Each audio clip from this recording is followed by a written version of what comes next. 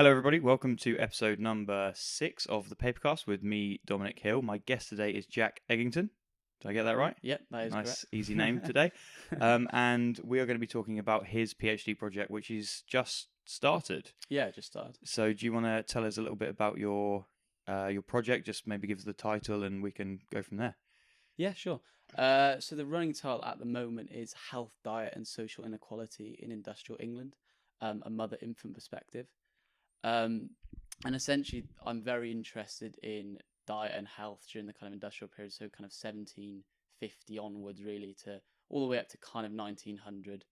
And yeah, that's essentially the kind of gist of it, I suppose. So, how did you get into this? What were you doing before you came here? So before I came here, I was doing a master's in York in bioarch, kind of similar stuff actually, looking at kind of childhood health. I was looking more broadly actually, looking at kind of skeletal stress, diet, looking at infectious disease, looking at kind of everything really of the industrial kind of period. But I didn't have any kind of practical analysis involved in that because it was during COVID. It's like 2019, 2020. Right. So it was, yeah. So that was my kind of initial experience, and then kind of prior to that, I just had general kind of, for my undergrad I did bioarch, and I did something completely different, to be fair, not related to the Industrial Revolution. What was that? It was a rare spinal. Well, it's actually not rare; it's fairly common, but a spinal pathology called Schmall's nose. Really, Schmall's nose. Schmall's nose. Yeah. It was fairly interesting. I was basically looking at the relationship between spinal pathology and like body mass in skeletons. Essentially, right. I was using like all sorts of regression equations to calculate or estimate, I should say, body mass of individuals in life, and then looking at the prevalence of a specific spinal pathology in relation to that, and then how far down the spine you kind of get the pathology, essentially stuff like that. Oh wow, that's really interesting. So yeah, it was actually very interesting. Yeah, I mean, I didn't have the kind of quantity of data that I wanted, but it was kind of interesting. I imagine archaeologists always feel like that, though. Yeah. I mean, there's only so many skeletons you can. There's not like thousands and thousands out there. I mean, ideally you'd have like 10,000 skeletons, wouldn't you? But I mean, it's not really the. It's a lot of digging. Yeah, a lot of digging, indeed. But yeah, that's really interesting. So, what did you find? With that one, it was quite interesting. So I actually also looked at stature. And what was interesting is the pathology was correlated with taller individuals. So essentially, the taller the individual, the more likely to have the pathology. I think so. An increase in prevalence was correlated with increase in stature, essentially. Which is true for most things, I think. Yeah, which is true for most things. Which was interesting, and that was statistically significant, which was surprising because of how small the data was. I think I looked at 46 skeletons. And from what sort of time period were those skeletons from? They were mixed, so there was basically two populations. There's one, I think I had like 25 from a monastic cemetery, so 12th century, I think. And then I had some Roman individuals that were from a town, Baldock, which I'm not sure where Baldock is. I think it's in the south somewhere.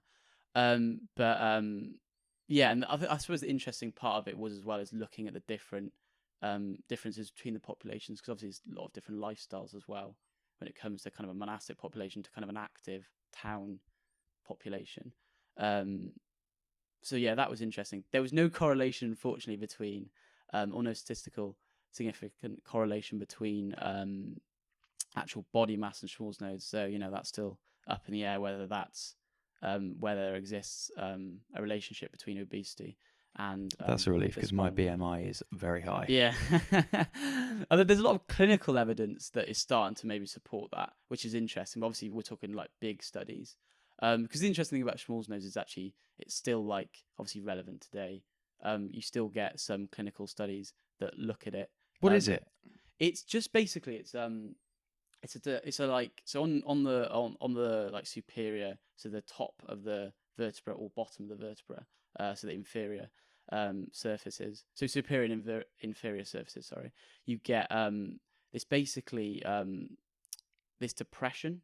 So it's basically where the bone has kind of been destroyed. It's essentially caused by it's caused by a depression that's let me think. Yeah, it's basically when the cartilaginous end plate like essentially herniates.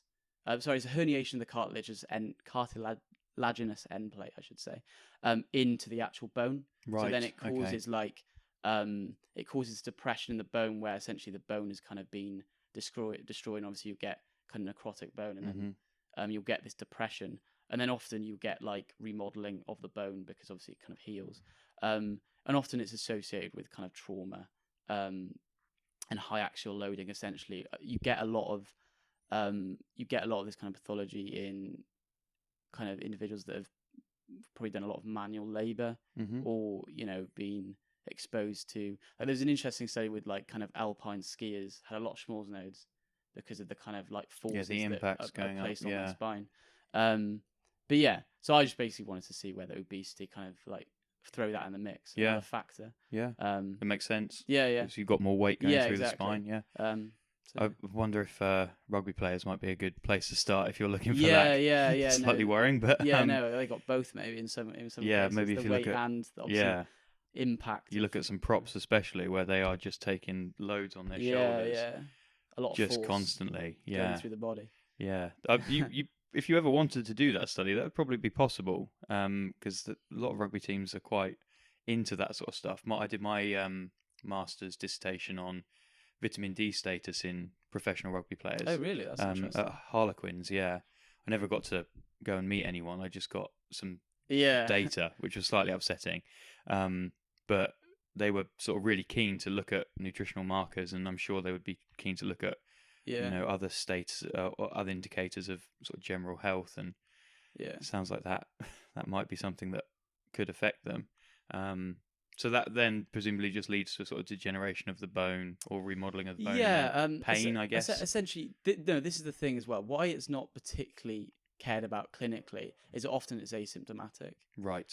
So you don't really have that many problems with it. But there is some cases, clinical cases, where it's been very severe back pain that has been associated with a Schmor's node, essentially. But yeah, it's interesting looking at it in the past because you can determine you can start interpreting like kind of lifestyle, occupation, maybe stuff like that.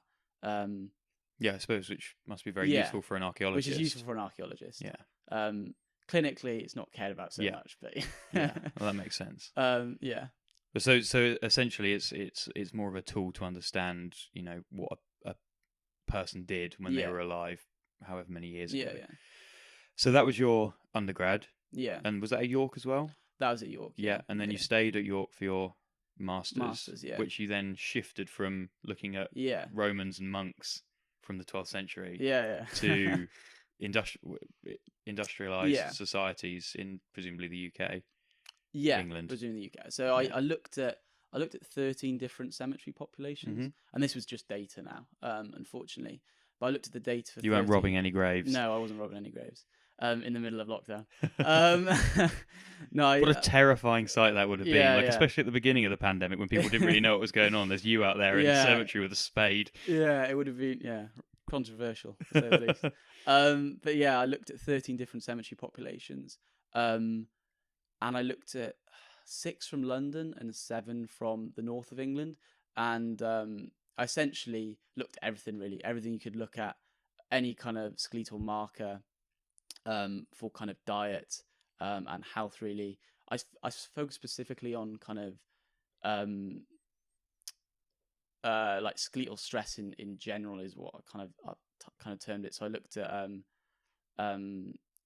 something called cribba orbitalia, which is an indicator of usually anemia, iron deficient anemia, but it has been associated with also kind of megaloblastic anemia. So I think that's vitamin B12 deficiency.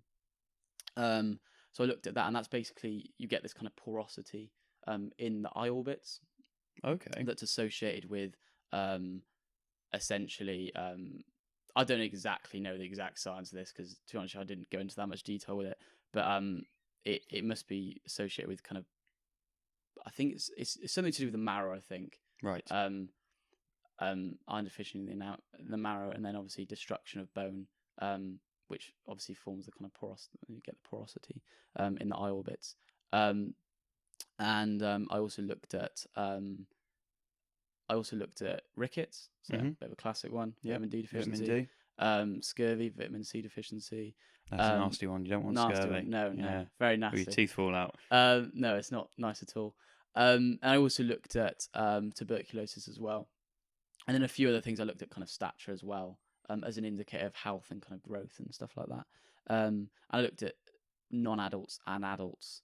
So in the end, it was like it was very broad, to be honest with you, which was kind of annoying.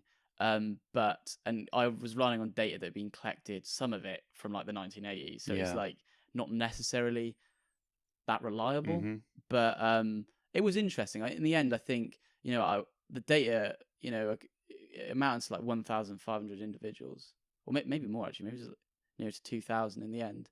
So there's quite a lot of individuals that I'm looking at, but it is, as I said, it's a broad set of data. So that is, I think, if anyone's listening and they're thinking about doing a master's, that does seem to be what happens. Is you go and they sort of sell you on the idea that you're going to do your own project at the end, and it's going to be a big dissertation. It's going to be great, and then they give you a data set, and that's all you get. And I know that's not true for everyone, but it was certainly my experience, and it sounds like it was yours as well. And then you write up a paper and you get criticised for the data collection, and you go, well, I had nothing to do with this. Like for mine, it was all rugby players, and we were looking at vitamin D status and bone density, and I'm like, well, is this the right method to measure vitamin D in this sample? And I was like, well, maybe not, but I had nothing to do with that. So it can be a little bit frustrating, but at least you had a large data set, which does help because you can look for more nuance in a large data set. Did you find any interesting differences there? I imagine there must be some difference between north and south. No, that was one difference. I wasn't initially really looking at north south. I was actually looking specifically at social status. So what's quite interesting about a lot of industrial post-medieval cemeteries is they have quite distinct social statuses within the cemetery itself. Okay. So people are buried in particular areas depending on their social status. Oh, right. I didn't know that. That can often be determined. But also because there's some record of baptism, stuff like that, there's a certain knowledge of how much people are paying for them, and you can kind of align people into different social statuses based off that, the kind of documentary evidence. So essentially I had populations that were essentially low, middle, and of high social status. Obviously not that exact. Obviously there was different within that. There was obviously differences, but it was interesting to see the differences between social statuses. Looking at kind of mortality. So obviously like higher, for like the classic thing is obviously a higher social status will have a lower infant mortality maybe, and lower social status will have a higher infant mortality, and that I did see that. To be fair, that was actually statistically significant. There was some interesting differences between north and south. Off the top of my head, I think it was interesting that health was just generally very bad in both, to be honest here. In both populations, in both low status in particular, but also high status, which is quite interesting, was poor as well. Dietary, or like vitamin D deficiency, was abysmal in the north. Well, that makes sense. Which makes sense. For people that don't know, that's because it's harder to generate vitamin D the further away from the equator you go, because the sun is lower in the sky, it's less intense, and it doesn't get through your skin to make vitamin D. So that was to be expected. And then scurvy was particularly bad in certain populations. Obviously the annoying thing is I couldn't get into the exact reasons why in some populations, because obviously it's quite a broad study. I'm looking at 13 cemeteries. I can't kind of go into the details of it in to some degree. It was a good study overall. One actually thing that was interesting with the north-south thing is the stature. Okay. In London, weirdly, the men were just so much shorter. Really? Like really, like significantly shorter, and that was even without looking at different social groups. Like the high status men in London were significantly shorter than the low status men in the north. That's very interesting. Which was interesting. I was trying to work out why this was, and there was all sorts of like things I thought of. I mean, yeah, I couldn't really explain it in the end, but that was determined to be statistically significant. That's really interesting. I wonder why that would have been. And I did a little kind of further look at a few different populations, other populations people have looked at, and it does seem the case that a lot of London populations are significantly shorter than other populations in the north or the Midlands for that period. I don't really particularly know. It's fascinating. Exactly why. Do you remember sort of roughly what the average heights were in the different populations? I think it's something like, so it's in centimeters. I can do it by kind of status. I think we're talking about like, I think the middle status in the north I think were some of the tallest individuals, which was quite interesting. Like on average, like 172 centimeters. So not talking like really tall. Still, yeah, not but like, tall. But like for example, on average, everyone in London was below 170. Wow, on average. So that must be 5'8". Yeah, it's not. I was always working out in centimeters because that's how we like measure the stature. Yeah, of course. Or estimated stature. But we're just in a really annoying place in this country where half the people know their height in centimeters and half of them know in feet and inches. It's not particularly tall either way. But, no, I just thought it was interesting, and I was trying to work out whether it was genetic or whether it was kind of like a combination of factors. Is it genetic and some kind of environmental factors as well? But to this day, I don't really know why. I mean, someone needs to maybe investigate that in more detail. Yeah, I mean, you'd assume it was related to nutrition, wouldn't you?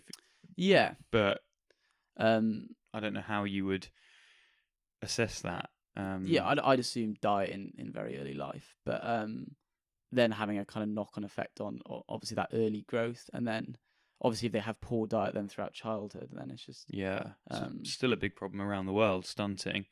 Oh yeah, for sure. Because I don't know if I actually said, but my master's was human nutrition. So we learnt a lot about that today rather than in the UK back in time. Yeah.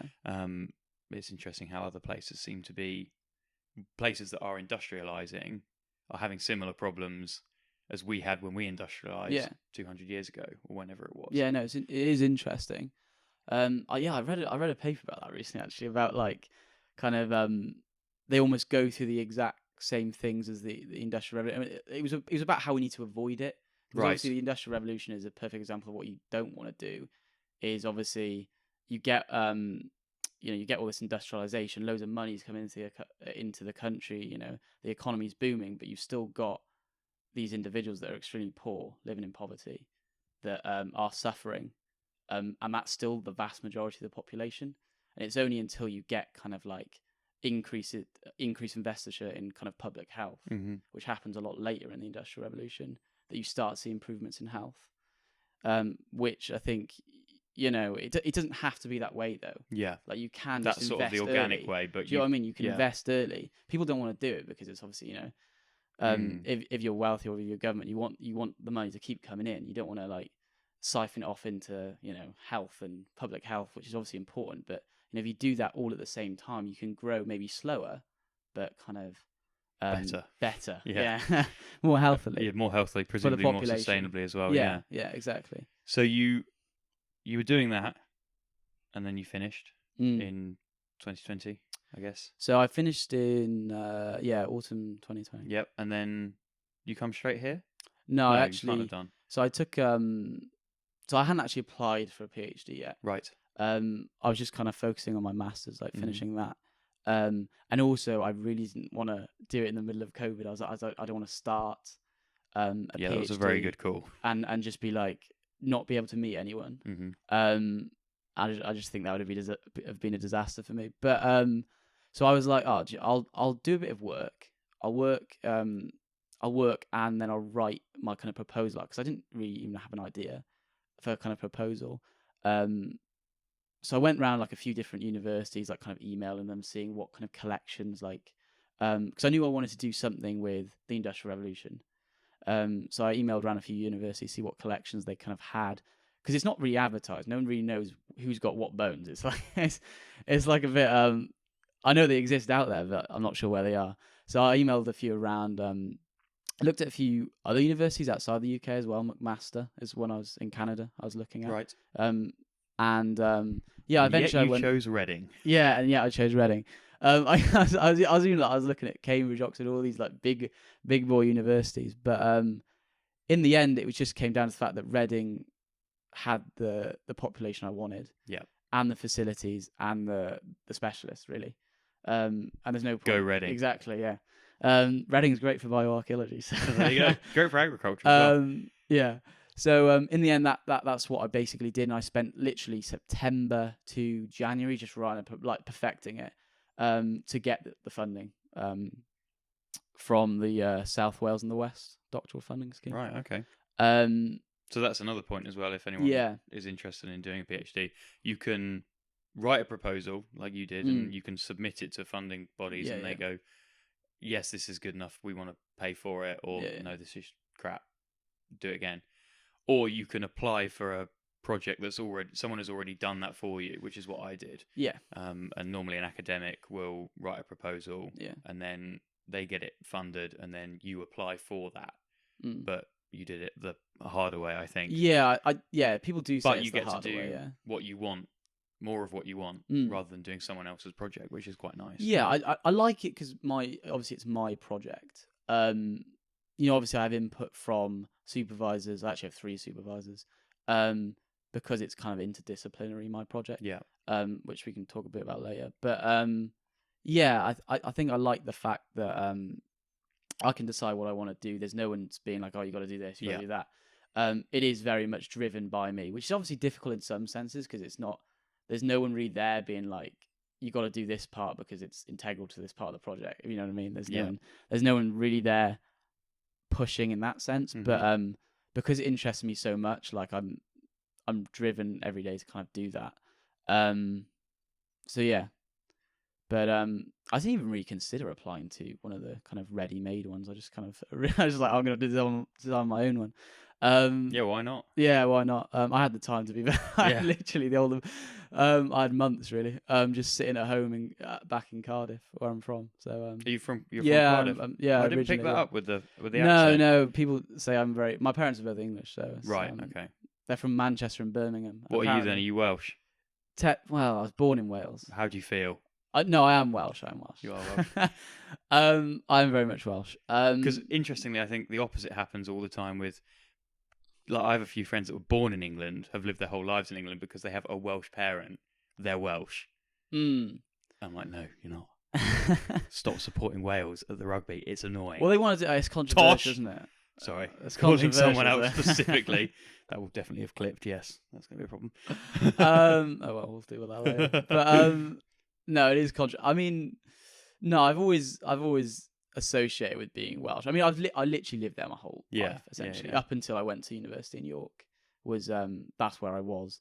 But never picked up the accent. No, weirdly, no. I mean, the thing is, it's weird because Cardiff is I mean, people might hate me for saying this, but it's basically an English city. Yeah. In the sense that it's full of English people.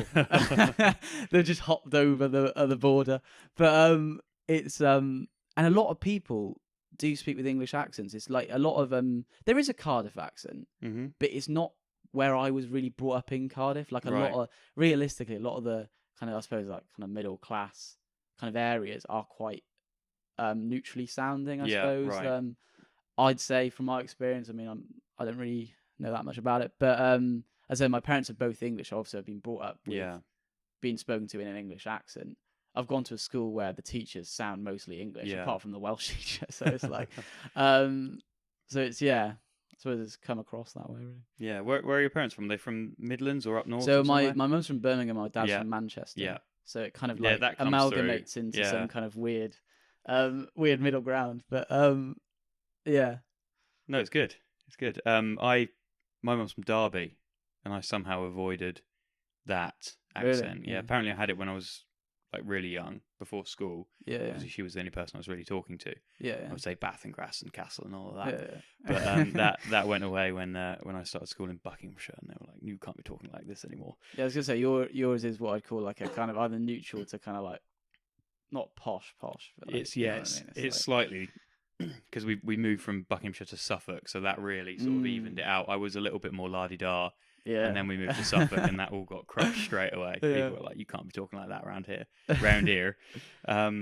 But okay, so that's interesting that you didn't want to go back to Wales to do anything, to do any more work, to do a project. You want to stay in England? No. I've always I don't know personally. The reason I went to York was because it was far away. It's not that I've got anything against staying where I'm from. I actually really love Cardiff. It's a very nice place to live or be brought up in. I don't know. I've always just liked going different places. I mean, it's why I came to Reading. I could have stayed at York, if I wanted to. Yeah. But I don't know. I prefer like mixing up, like you meet different people and you just like see different places as well. That's why initially I was looking at going to like Canada or like New Zealand to do a PhD, because I was like, I was interested in just going somewhere different where they do things differently, and they research probably a bit differently as well. Yeah, get different perspectives. Different perspectives, which I think is good career wise. Personally, I think it's very good. Yeah, definitely. But you archaeologists, you all seem to be travel bugs and people that like to do that. To get out and meet new people. Like obviously Donna's from the Netherlands. She was on my first episode, and she's lived all over the place. And then you meet people who are in agriculture, and they're like, "Nope, I'm staying where I am. I ain't going anywhere else." We're a much less adventurous group, I think. I think maybe that comes down to, I mean, archaeologists in general. There's the whole thing of you can dig anywhere, and there's digs going all over the place. I mean, I've digged in. I went to Sicily and dug there for like 1.5 months. You can kind of go anywhere if you have the people, the contacts, basically. Yeah. I'm always trying to get on digs, to be fair. Like, and, I think I would be if I was all over the place. But yeah, I don't know. I've always just been interested in kind of traveling in general. So I think that comes out in also the research side of things as well.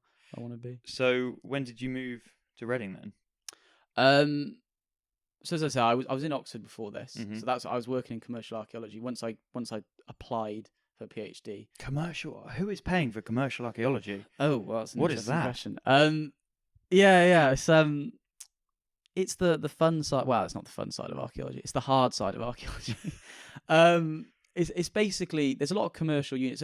There's I don't know the exact law surrounding it, but a lot of, if you essentially have a redevelopment, say you're building a Tesco's, you need to have a kind of archaeological survey to check if there's anything of significance to like British heritage, British history, so to speak. I've seen these people. They put a big electricity cable in that went right past my mum's house through the sort of Suffolk countryside, and they had people with like trowels. Flags. Well, it's digging for it's remains. Called a watching brief. This is the initial thing is a watching brief. So the most basic form of it, you'll go in and you'll check, is there actually anything there? If there's nothing, you can carry on building. If they find something that's significant, then often you'll have to undertake a more kind of major archaeological investigation, depending on what you find, or what you initially find, or what you think might be there. It's kind of rocketed recently because of HS2, like high-speed railway 2 has meant that there is a lot of commercial archaeology work, and like big projects. I mean, I was on a site that was massive. It was, we dug a massive cemetery. We're talking like 800 inhumations in the cemetery, loads of cremations.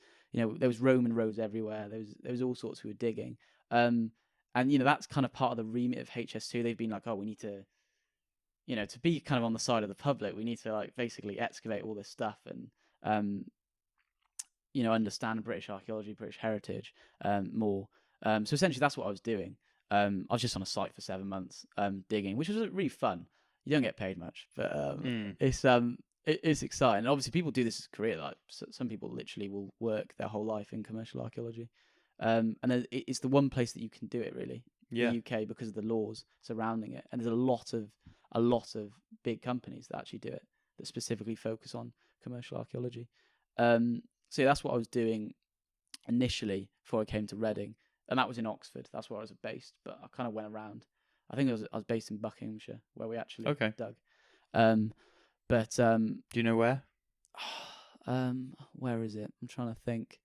The site was called Fleet Marston. It was near, I think it began with an A or a B or something like Not that. Aylesbury. Or Aylesbury, yeah. Yeah. Aylesbury. Oh, It's cool. right next to Aylesbury. I went to school in Aylesbury. Really? Yeah. That's a weird coincidence. Only for a year. Yeah, that was. Right next to there in a farmer's field.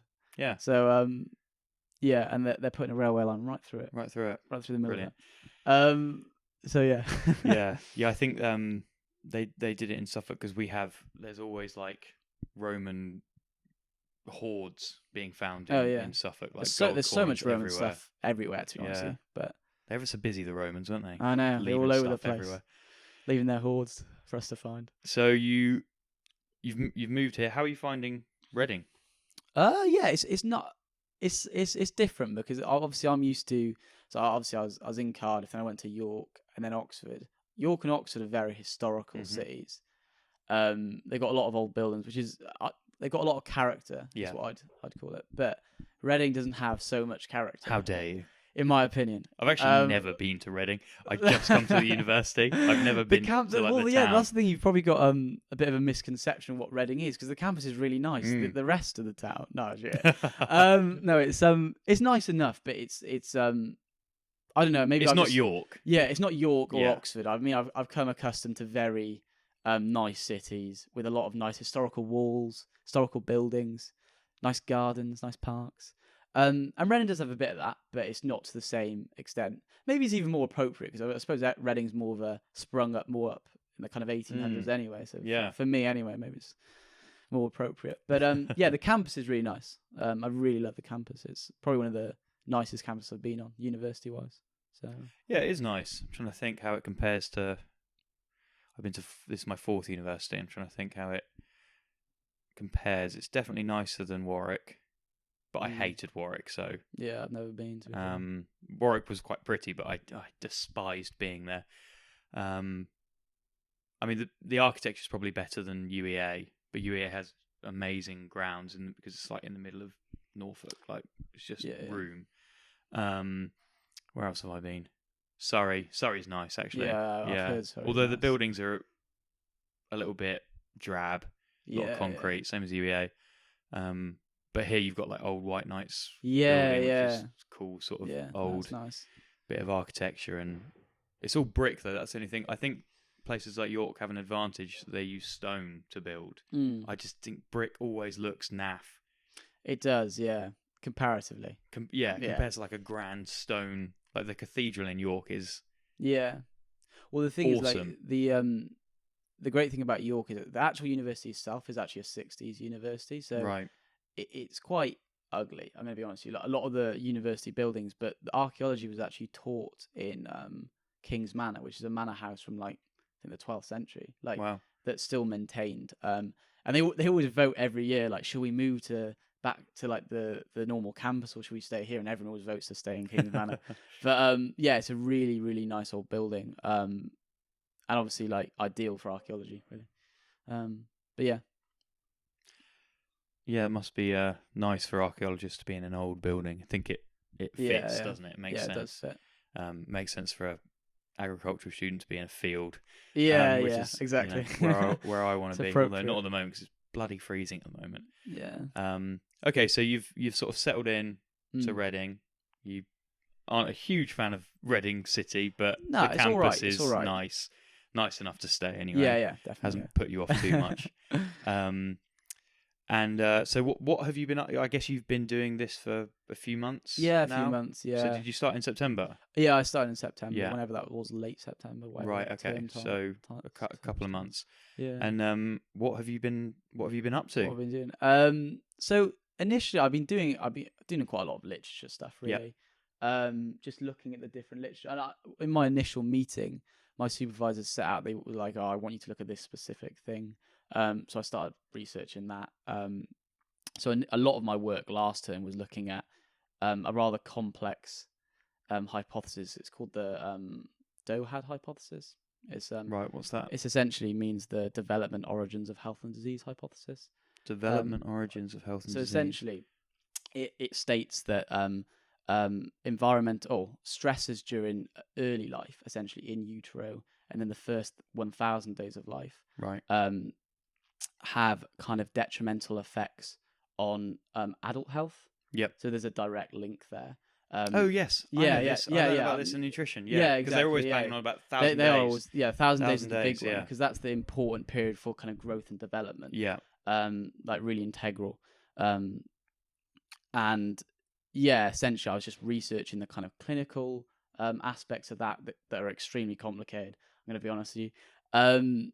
Epigenetics, all sorts of things. Oh, which, yeah, that's always fun, isn't it? Come thrown in, which is just beyond my head in some respects. But and then I was also looking at the kind of bioarchaeology stuff. What's been done with that in kind of bioarchaeology, because it is starting to be applied to a kind of bioarchaeological context. Obviously, there's significant limitations with that, but so I was looking at that, and then I was also looking at how it would apply to kind of the Industrial Revolution as well, in some respects.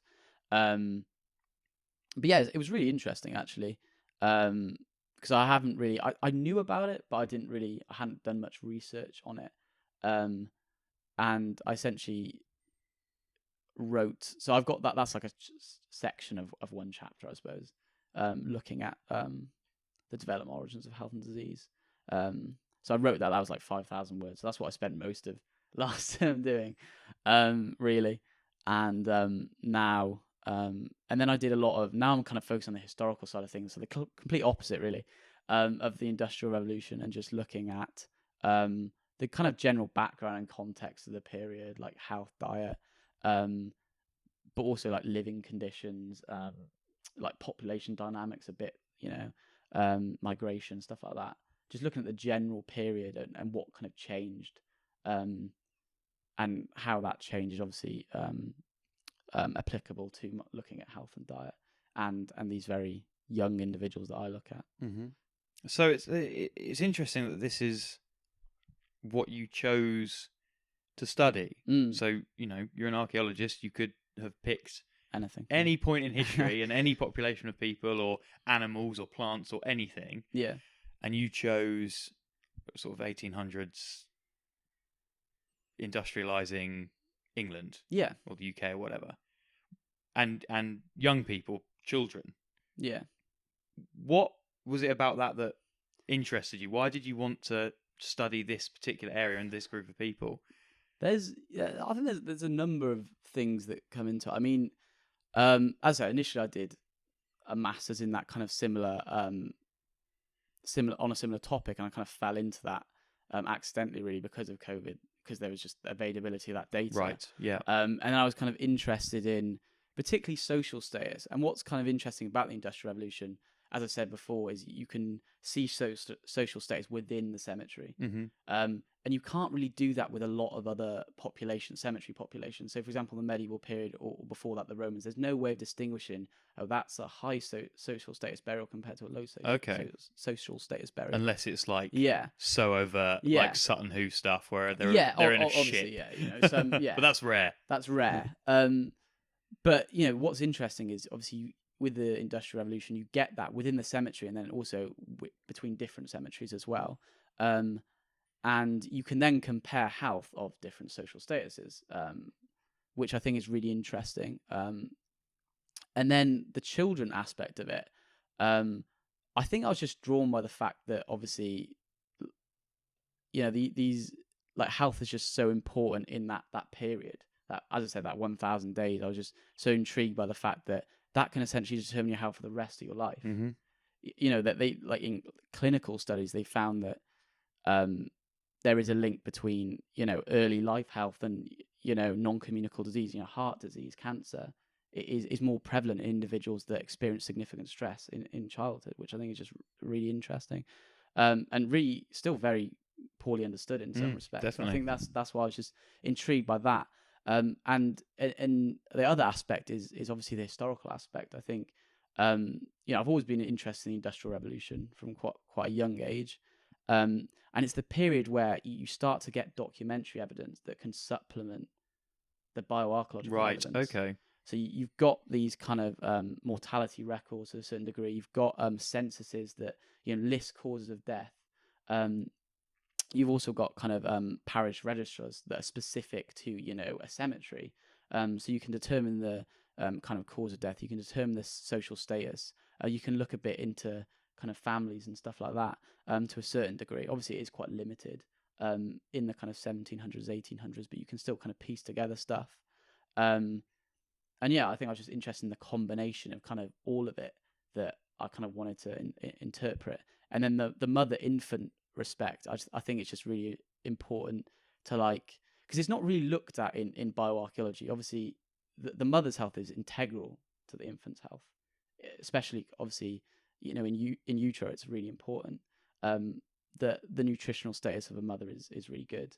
And then obviously it needs to maintain, a mother needs to maintain obviously their health during kind of breastfeeding, because obviously they're passing on essentially their nutritional status to their child. Yeah. If I remember from my nutrition course correctly, I think women need more calories per day to breastfeed than they do during gestation. It's actually more calorically intense to produce milk than it is to produce a person. I did not know that, but that's I think that's true, because I don't think I would have remembered that. That's really interesting. But yeah, I was just interested in the combination of all these factors, essentially, all in one, really. And at a time period where you've got reasonably good data. Yeah, exactly. I mean, you know, there's and what's great about HS2 actually is that they are digging up a lot of industrial populations recently, and that's actually the population I'm looking at. St James is from London and was exhumed because of HS2, because they're extending Houston railway station. Whereabouts is that in London? It's it's Houston Station, which I'm not exactly sure where that is. Station, It must be. I think it's the north side of the river, but I don't. On top of my head, I don't exactly know where it is. It's near so the cemetery itself was St James Gardens. Right, I'm not sure where that is. But I don't know North London very well. Yeah, either way, so it's St James Gardens. There was initially St James Cemetery, and they just built on top of it as a garden. There was just a cemetery underneath it. Good fertilizer in the soil. Yeah. So essentially, I think I don't know how many they initially exhumed, but the sample is 5,000 individuals, so it's a really big strong sample. Yeah. Yeah, which you just can't really get anywhere in the world, like samples that size. And obviously, my sample will be a lot smaller because of the age demographic I'm looking at specifically. Yeah, of course, yeah. But there's still potential to be a lot of very young individuals, but also a lot of mothers is what I also want to look at. That's so sad. Potential mothers, I should say. Do you have to sort of compartmentalize that part of it when you're like? Yeah, thinking about it is sad. I mean, the part of the reason I want to do it is because obviously these are quite marginalized people in society. Certainly in the Industrial Revolution, I think you're not telling the stories of women and children. Right. That's not really documented particularly well in history in some respects, I don't think. Right. So I think it's interesting to tell the stories of people that kind of didn't survive very long, but they are an integral part of that history, because obviously, you know, as I said, the period's renowned for having poor health, really high infant mortality, that was related to kind of the Industrial Revolution and what was happening at the time. You know, poor hygiene, cramped urban conditions. You know, so I think it's really important to kind of tell their stories, because no one else would. Yeah. In some respects, do you know what I mean? In life, they weren't remembered really in some respects, apart from obviously the families, but no one else really cared. So it's kind of it's interesting to tell that story, I think. Yeah, it's interesting as well that presumably getting the majority of your data from a gravesite presents you with quite a strong bias towards people that died. Yeah, and there must be people that lived that may not be represented by that sample. I wondered if you have any thoughts about that. Oh yeah, well that's a massive problem in the whole of bioarchaeology. It's a classic problem of mortality bias. So obviously, you're seeing the people that did not survive. So essentially, you're seeing the most unhealthy in reality. And obviously, you can look at people of different ages. So obviously, in a cemetery, you'll have obviously the whole age range, really. But because I'm looking at very young, and this is a problem with my study at the moment, this is something I'm trying to tackle, is that obviously I'm saying I want to look at 0 to 3 year olds, and I want to specifically look at kind of cultural feeding practices of that age category when you'd expect breastfeeding and weaning to have taken place. But the problem is, if I just look at individuals that have died at that age, obviously that's not representative, really. That's essentially the unhealthiest individuals, really. So it's like, how do you get around looking at that? You're only seeing it's very biased, as you say. But yeah, in terms of getting around it in general, it is very problematic. And you do have to just always remember that there is a certain amount of mortality bias there. For example, like any non-adult in general that's died before the age of 18, obviously they were probably unhealthy. In the vast majority of cases, there's a reason why they've died. And in most cases in the Industrial Revolution, it's probably acute disease, and you're not going to see that on the skeleton. Yeah, it is problematic. There's also this thing in bioarchaeology, I don't know if you know about it. It's kind of it's called the Osteological Paradox, and it kind of talks about this in more detail. I don't want to do a disservice. It goes into a lot of detail, and it's quite theoretical. But it does talk about these kind of problems with mortality bias, kind of selection bias, like hidden heterogeneity, which is kind of like we don't know that there's things that we can't account for, essentially, in a population that we just can't see from historical data, from any kind of data that has caused that individual to die, and we just don't know why they've died, essentially. Which is problematic when you're trying to interpret their health. And essentially, there's certain ways of kind of getting around it. There's something called a measure of kind of frailty. There's loads of, I think there's a few, but it's essentially trying to determine who is the most frail in the population by like how many skeletal kind of indicators of kind of health and disease they've got on their skeleton, and it gives you kind of a frailty score, essentially, and you can kind of try and interpret, oh, that population is more frail than that. So it's sort of a more general overview of the health of the population. But then you can kind of interpret and be like, obviously, that population's frail to a certain degree. So yeah, it's very complex. I'm gonna be honest with you. It's a problem that all kind of bioarchaeologists, all osteoarchaeologists kind of experience when looking at a population. Because there's also all sorts of other problems that are associated with it. You could talk about kind of migration as well. Like, because obviously when you look at a population, you're assuming they're stationary. But that's not the case. Mm-hmm. They may have lived in all sorts of places in their life, and if you're saying, oh, they've got poor diet, that's associated with this environment. Well, what if they were brought up in in a rural environment, which and then an awful lot of people did? Yeah, exactly. And this is the problem with the Industrial Revolution specifically, is that there's so much migration going on that you can't say. For example, I'm looking at these adult women, saying, oh, theoretically they were brought up in London, they lived their whole lives in London. There's a high chance that probably most of them migrated from elsewhere into London. Obviously, it's not it's all right with the kind of very young children, because you can assume that if they're 3, they probably have lived their whole lives in London. But it is it's an interesting it's an interesting one. But, So we've talked a little bit about what you did before and what you're up to now. It'd be interesting to know what your plans are going forward. Sort of like COVID feels like it's ramping down slightly. Although it felt like that last summer, and then it came back. But there potentially is an opportunity to do a little bit more and get out and do some archaeology, I guess. So I wonder what your short-term plans are, and then maybe we can talk about your longer-term plans afterwards. Short term. At the moment, I'm just working on. So initially, I was working on this access form for my main skeletal population. So I still have to request access for it from HS2. Right. And essentially, that has to be quite in depth, because I'm going to be doing destructive analysis on the remains. So my isotope, the isotope part of my study will be destructive, because obviously I need to sample the bone. And the dentition of the children and the adult women.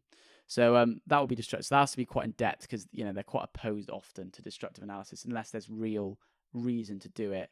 And it's gonna you're gonna get some significant results, essentially. So you have to go into quite a depth and convince them why you should be allowed to do that.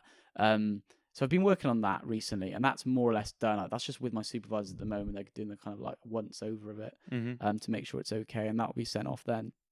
And at the moment, I'm really just kind of working on the like literature, historical background stuff, and then looking forward into the kind of like near future, I suppose I will start developing kind of a framework of how I want to analyze the kind of remains. What exactly am I looking at?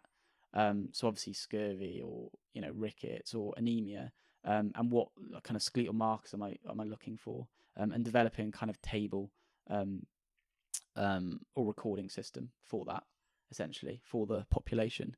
And then I'll start doing some initial kind of basic like kind of trial and error kind of analysis, I think.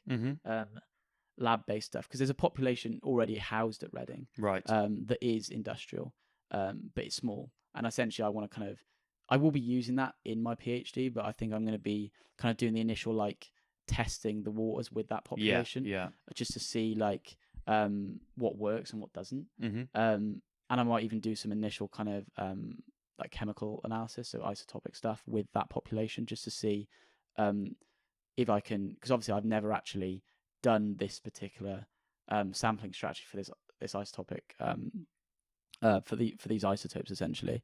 So it's going to be a bit of a learning curve, I think, with it. And no one in this actual university has done it, so it's going to be a bit like it's a bit like it's going to be interesting. The method's obviously there for everyone to use, but it's so that will be interesting. And then moving forward, I'll probably start the kind of more like September time. Moving onwards, I'll start the big analysis of my population if I can get it, essentially, from HS2, which is in London. What's the contingency plan then if they there's a lot of populations that they are likely to say yes. They so the government, part of their remit is that they have to kind of lend the skeletons for research. So they have to do that. And one of the things they want to focus on is health diet in the industrial period. That's one of the it's in their kind of big document, their phase 1 strategy, as they call it, of what they want to do with kind of HS2 and archaeology in general. So they are open to research. They welcome it, to be fair. It's just whether you don't know who's also requesting that population. It's probably going to be quite desirable, and it depends on who's got what ideas, what they really like and what they don't like. But I mean I've been assured that it's likely that it'll be accepted. But there is other options. There's a HS2 population from Birmingham, right? So I could do that. There's also industrial, very big population as well. And there's several others that kind of float about. So it's like there is options out there. It's not like I wouldn't have a population. It just might set me back slightly, I think. I guess it makes sense that the government would be interested in this area, considering the things you said earlier about the parallels between industrializing Britain and currently industrializing places around the world. It makes sense that they'd want to know what was going on nutritionally with these people, and in terms of environmental stress, and then potentially, hopefully, you'd like to think that some actionable information would come out of that from their perspective. I'm sure. Definitely. Sorry. Okay, could you talk a little bit about isotopic analysis? Because I think it's magic. Just, I understand how it works very basically from GCSE biology, but it almost seems too good to be true as a technique that we can find out how old things are based on isotopes. So it'd be great if you could explain that a little bit. So obviously with my isotopes, I'm specifically looking at diet. So essentially I'm looking at nitrogen and carbon. And the whole thing about isotopes is obviously some people get confused, but it's actually the isotope ratios that you're looking at. Right. So I'm looking at obviously stable isotopes, which are obviously non-radiometric. They're not radioactive. They don't have half-lives or anything like that. They don't break down over time. They don't break down over time. So essentially nitrogen and carbon are perfect for this. And essentially you're looking at the ratios of one isotope to another. So obviously nitrogen 15 to nitrogen 14 is what I'm looking at, for example, with nitrogen, and carbon is nitrogen 12 to 13. Essentially, it's like you're looking at the heavier one to the lighter one. So people might not know that elements like carbon and nitrogen can come in different forms that basically just differ based on weight. Atomic weight. It's atomic mass. So essentially, they have the same number of protons and electrons, but a different number of neutrons. Essentially, but they are the same element. Just as you say, different mass. So obviously nitrogen is the heavier one, and obviously these are then kind of essentially taken up by the body differently depending on the mass. So I'll go into that a bit more detail if I can. So essentially, when you obviously consume food, any food contain obviously nitrogen and carbon, and that is then essentially taken up into the tissues, incorporated into the tissues through kind of growth and remodeling of bone, for example. So obviously I'm specifically looking at bone and dentition. So as the bone and dentition grow, that is then incorporated in the tissues through growth. And obviously it's used for kind of base metabolic rate, all sorts of other things as well. But essentially from that, you can get a general idea of what someone's kind of diet, well, specifically for me, diet, at a certain time of their life. So for bone, it's useful. In adults, it's useful for kind of the last 10 years of life because bone remodels. It remodels. I think it's about every 10 to 15 years you get a complete, essentially new set of bone. Really. Oh wow, a whole new skeleton. Yeah, 10 yeah, years. It's not bad. Or certain part remodels 10 to 15 years, I think. So it's kind of I don't know exactly the exact science of it, but I know the best place to sample, for example, for bone is essentially the ribs, and that's because that gives you essentially the last 3 to 5 years of life. Okay, so they're turned over faster. Faster, yeah. Okay. Essentially, that's a faster turnover rate. So that's the last 3 to 5 years of life. That's really interesting. I never would have guessed that. I'm gonna be honest. I don't know why. I don't know why that's a faster turnover rate. But essentially, you get the last 3 to 5 years of life of their diet, and obviously that's an average diet. So that's the average over 3 to 5 years. Yes. Which is why in some respects it's not that useful. Yeah, yeah. And like you're not going into detail and being like, oh, they ate this on this day. It's not like that. And essentially, but the other useful aspect of it, and the thing I'm going to be focused on, is obviously the teeth. So the teeth are they're a lot more useful in my opinion, because the dentition grows incrementally, and you have these kind of increments, sequential increments, that you can then assign to a specific kind of period of time. So, obviously the teeth are associated specifically with childhood. That's when they grow. So, you'll get the diet from whenever they start to grow in utero, I think 0.5 months maybe before birth up until kind of... so the teeth come in quite late then? I think it's when they initially start growing, 0.5. Or maybe it's a few more... Maybe it's a lot earlier than that. I'm not entirely sure. Because maybe that's the permanent, because the permanent, and it's quite complex because the permanent and deciduous, so deciduous being milk teeth, are they growing. call them deciduous. That's what they're called. Yeah, they're called deciduous teeth. Ah. Are growing at the same time in utero, like the cusp or the kind of crown of the M1, the permanent one, actually starts growing in utero. Oh wow.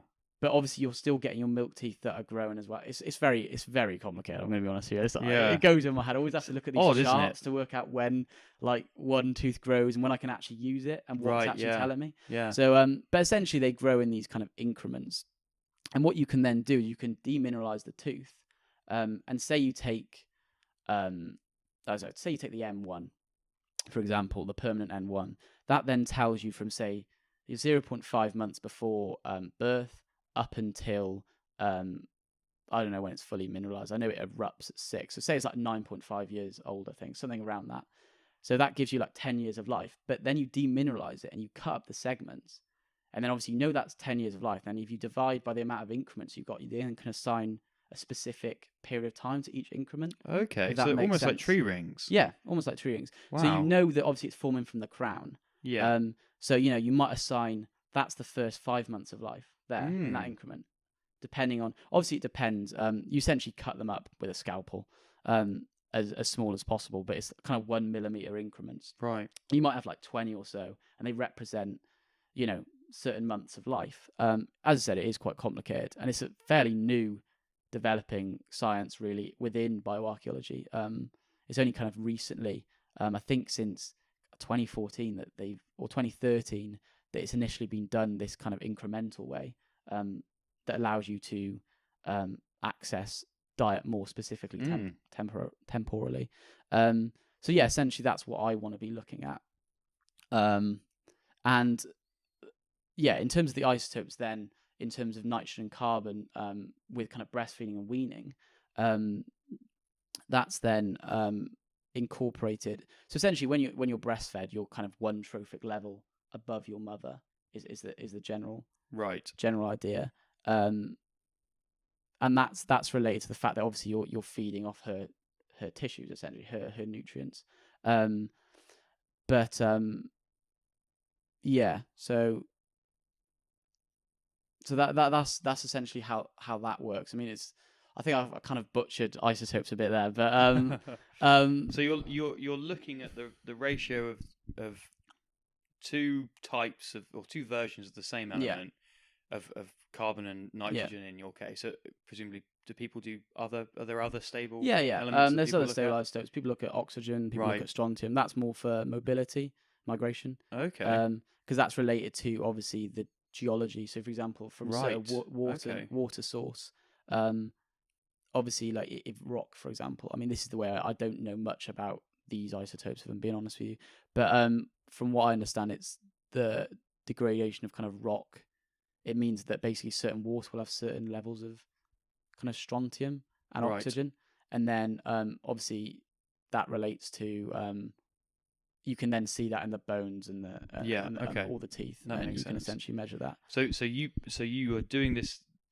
You're looking for the ratio of the different versions of the same element, carbon and nitrogen, and you are able to do that at the level of layers within teeth. Yeah. So you can really find out what people have, and presumably the ratios are different based on diet. Yeah.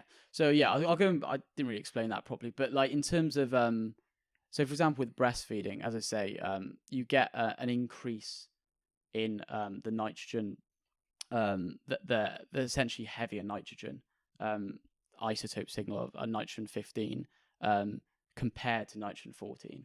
So there's an increase in the ratio there. The problem is that it can, and this is where it gets really complex. I won't go into too much detail, but the way it can be interpreted in several different ways. So obviously, isotope ratios only go up or down, which is they're not going like side to side. Or, you know what I mean? It's only up or down, which is the problem. So, but that up or down could mean several different things depending on how you look at it. So obviously breastfeeding, as I say, you should expect an increase in nitrogen 15 essentially compared to nitrogen 14. And that's because I think there's as I said, you're consuming your mother's breast milk, which is a higher trophic level. And it means it's because there's another layer of what they call fractionation, which is essentially, that again is very complex. It's essentially where, to be honest, I do know what it means, but it's just like very in my head. It's like I'm still getting to grips with it myself. I'm gonna be honest with you, but essentially presumably so a woman is eating food that has a specific ratio of the two types of nitrogen. And then something is happening in her body that's changing that slightly by the point it gets into the milk. Well, it essentially increases up the food chain, which is why, if you know, so because there's like these reactions, as I said, like fractionation reactions, which means that essentially, like kind of basically, it just becomes more enriched in nitrogen 15 and then to 14. The baby consumes that and it's incorporated in their teeth, and that's what you're looking for. I think it's because essentially, because the nitrogen 14, for example, is a lighter, it's preferentially uptaken. So it means there's an increase. It's preferentially uptaken for growth and stuff like that. Right. Which means there's an increase in the kind of ratio of nitrogen 15. It's more complicated than that, but either way, we'll just go with the basic stuff. I'm sure it's presumably not even fully understood. Because nothing like this ever is. Well, especially with what I'm about to talk about. So there's so obviously there's breastfeeding, which obviously increase in nitrogen and also an increase in carbon 13 as well. But the carbon's very minimal. It's more the nitrogen you're kind of looking at. But the problem is an increase in nitrogen can also be associated with kind of stress. So essentially, when when you experience nutritional stress, particularly, kind of infectious disease, even or trauma, particularly for kind of longer periods of time, like kind of chronic stress, you kind of catabolize your own proteins. Right. So use your own body tissues. So, for example, if you're starving, you obviously use your own body tissues, and essentially that also increases the nitrogen ratio as well, because you're essentially preferentially using the nitrogen 14, which is lighter, so that's what you're using straight away, as kind of energy, I suppose. Right. Whilst obviously there's then a higher there's an increase in the ratio of nitrogen 15 comparatively that will then be locked in the kind of tissues. Yeah. But yeah, essentially the problem is it could also be that. So when you're looking at these curves, they have to. There's a specific breastfeeding curve that is kind of an increase. It's a very sharp increase in nitrogen and also an increase in carbon, but then isotope and carbon ratios, and then a kind of gradual decrease from kind of complementary feeding, right? Like weaning over time. But you don't always see that. That's the problem. You see all sorts of weird, like isotopic profiles that are very difficult to interpret.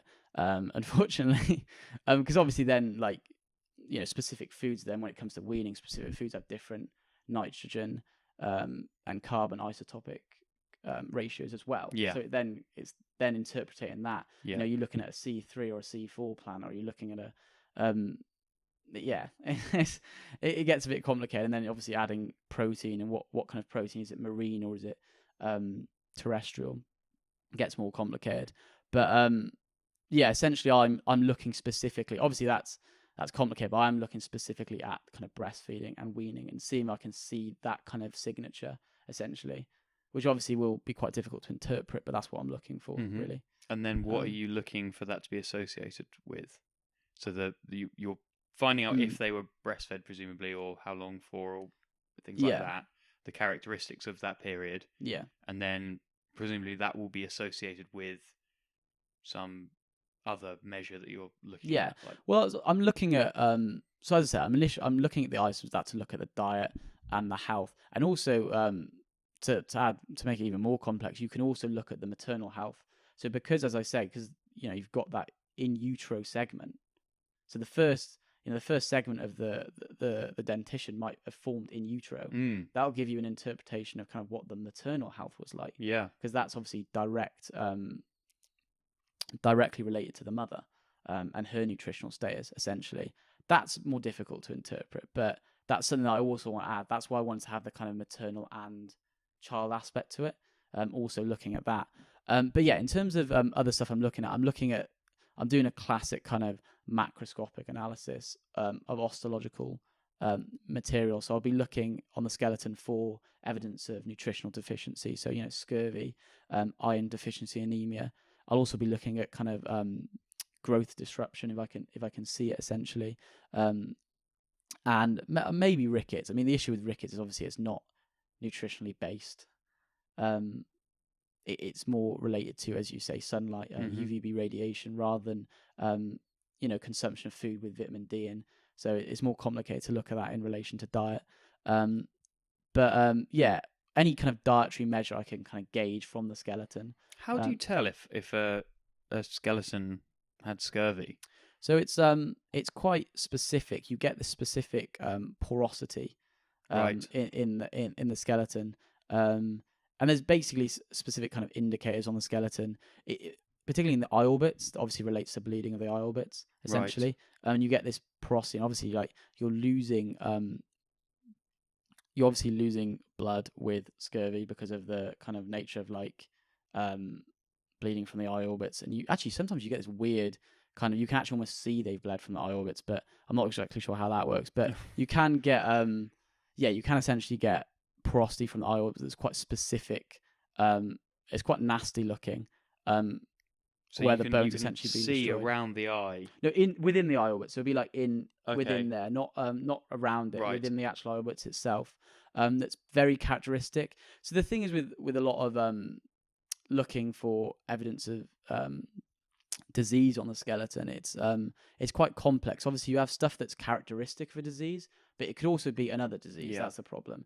And what you need a combination of kind of skeletal markers that equal it being kind of diagnostic. So it's definitely that disease. And there's some obviously markers that only occur within certain diseases. But yeah, to a certain extent, the body can only react to disease in a certain number of ways. So you can either kind of form bone, or you can obviously destroy bone, essentially, or a combination of the both. Those are the only ways that a body can react to disease, essentially. So that's what you're essentially looking for, and kind of you're looking for the way a pathology may look, really, I suppose. But with scurvy, it produces porosity on all sorts of on different parts of the skeleton that are, like, for example, the sphenoid bone in the skull is quite a diagnostic one. You'll get porosity on the wings of the sphenoid, and basically you kind of have to determine where the porosity, essentially little holes in the bone, really, is occurring, and what that kind of indicates about the individual. But with scurvy, it's basically porosity that you really use. Yeah. Scurvy sounds horrible. Yeah. No, it is horrible. Obviously, the soft tissue sounds way more horrible than the bones. I mean, to be honest, there's a lot more catastrophic things that you can see on the skeleton than scurvy. Oh, really? Oh, yeah. A lot more. What was I looking at the other day? I was looking at someone with syphilis, totally unrelated, but and this individual, it was absolutely horrible. They had with syphilis, it's one of the more nasty diseases that you see on the skeleton, and it's very diagnostic. So you'll have this kind of new bone formation, and quite destructive erosive lesions all over this body, but to the point where, like, you'll get one area they've had the disease because it's like chronic. You might have it for 20 or 30 years. It'll get to the point where, like, you'll have healing and then more destruction, and you'll get this just horrible looking bone. And it'll be like there'll be this area that is just totally destroyed, and it'll be like 5 times the size it should be because it's had like new bones form, then it's been destroyed, and it's just like really, really ugly looking, to be honest with you. And you get these specific stellar scars on the skull and stuff like that, that are kind of star shaped, that you only really get with syphilis. But that's a very diagnostic disease. With a lot of disease, you can't be that specific. You can't be, it's more like it's a non-specific infection rather than it's definitely this disease. You have to be a little bit more vague with your diagnosis. But scurvy is one you can do. Rickets obviously is a classic because of the bending of the long bones. Yeah, and you get something called rosemary ribs. You get these weird ribs that kind of misshapen. Rosemary? I've never heard of that. I think it's rosemary. It's because the rib ends, like, they change shape, and it's more like they have kind of bulbous. I don't exactly know. I think it's a bit rarer, but you get it's very weird. It's very weird looking. And then you get but yeah, rickets is obviously bending the long bones is the classic one. And yeah, so you can tell. And then, as I say, iron deficiency and anemia is again more difficult. But with that, it's kind of looking at, as I explained a bit earlier, like cribral Watalia. But this is where the problem comes in, because obviously that also produces porosity in the eye orbits, which you could scurvy, and there is and obviously you don't even. I mean, they could be comorbidity; they could exist at the same time. So it's likely that they did if it's nutritional deficiency. Yeah. But yeah, so you can do multiple things, and then growth disruption is an interesting one to look for. Again, very complicated, but that's kind of looking at a lot of measuring the long bones, basing it on like clinical estimates of like how long the long bone should be in modern populations. So there's obviously a bit of interpretation that goes with that, and then that's kind of relating to you can kind of look at the dentition with the long bones. So, for example, dentition doesn't really get affected by stressors. So, for example, if you're exposed to disease pathology, your dentition will just continue to grow no matter what. Basically, it's very. I don't know why that is, but it just continues to grow regardless of disruption, even if you're like starving. It's really? it's really weird. So the teeth are a priority. Yeah. But then obviously the good thing about that is then obviously if someone's starving, they divert all their kind of nutrients to kind of maintain vital organs, for example. But it means that you forfeit growth. So growth of the skeleton. But what's a good way? If there's basically if the teeth are kind of determining one age that's kind of older than the skeleton, you can then be like, oh well, there's probably growth disruption. Yeah. Do you know what I mean? Yeah. It's quite complex, but yeah. You can do quite a lot with the skeleton. Sense. Yeah. So if a starving body will prioritize teeth over bone, you'll have a discrepancy between the age you think they were based on the teeth and the bone, or the growth that they have. Yeah. No, that's I would have thought about that. That's amazing. Yeah. No, it's as I say, it is interesting. It's just rather complex, and there's as I say, like the thing is with bioarchaeology, there's a lot of interpretation involved. There's obviously a lot of specific way stuff's done, and obviously it is a science in some respects, but I don't know. I think in some respects, like standardization does need to be improved in some ways. Things are done, but I think it is kind of getting there. Yeah, I think agriculture is in a similar sort of position, where I think what has happened is the models of science from simpler fields maybe have been sort of brought over to these much more complicated systems of, human nutrition is incredibly complicated. Yeah, exactly. Animal and plant nutrition is incredibly complicated. And then we're sort of using these relatively simple tools to try and understand these systems, when in reality they are so much more complicated. So yeah, I do think, I don't know how you get out of that, because at the moment we are left with a large amount of interpretation. You really do have to sort of think about it, and it's not just like you can see a p-value and go, well, this is definitely the case for this population. It's like, maybe not. Maybe there's something else going on. Maybe there's a bias in the there's all sorts of there's all sorts of problems, but you wouldn't get anywhere if you just. I mean, you have to do some research. Exactly. I think that point has come up in every podcast so far. Yeah. Because we are trained as sort of scientists to be incredibly critical of our own work, of other people's work, of the methods used. But then at the end of the day, you do have to just go, well, we've got to do something. Yeah. There's no point just sitting around going, well, that's not valid and this isn't reliable and that's not repeatable. It's like, well, maybe, and we can talk about that and we can try and improve those things, but we've got to do something, and something is normally better than nothing. It's quite an interesting debate that I think isn't really thought about very much. So you've got the isotope stuff. What other techniques are you going to be, or are you hoping to use throughout your project? Are there any other? So as I said, so there's the isotope part of things, and that's that'll be the incremental, as I said, on the dentition, and there'll be some bulk isotopes just on the so I'm looking at kind of adult women as well, right? And that'll just be to determine their general nutritional health before they obviously died. So the last 3 to 5 years of life. Yeah.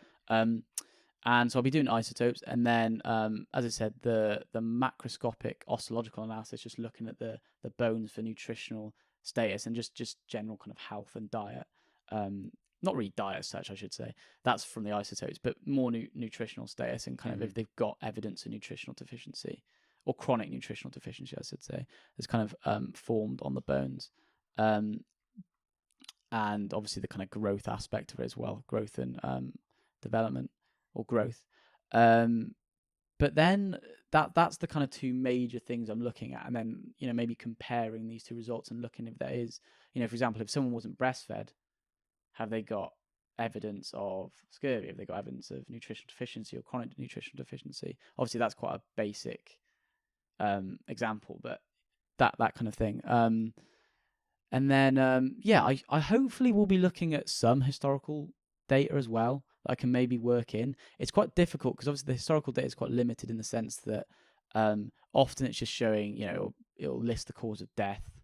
And it's whether I can incorporate that into my information that I've already gathered from the kind of isotopes and osteological data. Do you have to be careful to look at that last so that it doesn't interfere with your assessment of, particularly if you're doing this, looking at bones and you're sort of subjectively, obviously you're looking for specific things, but there is a judgment there.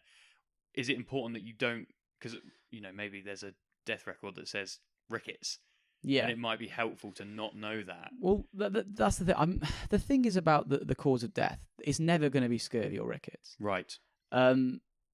Because people aren't dying of starvation. Really, that's not really what's happening. People are dying of acute disease. That could be linked to nutritional deficiency. Yes. Because obviously they're very synergistic. Obviously if you have a poor diet, you have a weaker immune system. It's just... and obviously it works the other way around. Obviously if you have infection, sometimes that can affect your ability to eat or your kind of digestive system. So it's very difficult to untangle it, really. But obviously, the cause of death, it's interesting because I probably will end up looking at that last anyway, because in reality, it's if I have time to look at it. Right, yeah.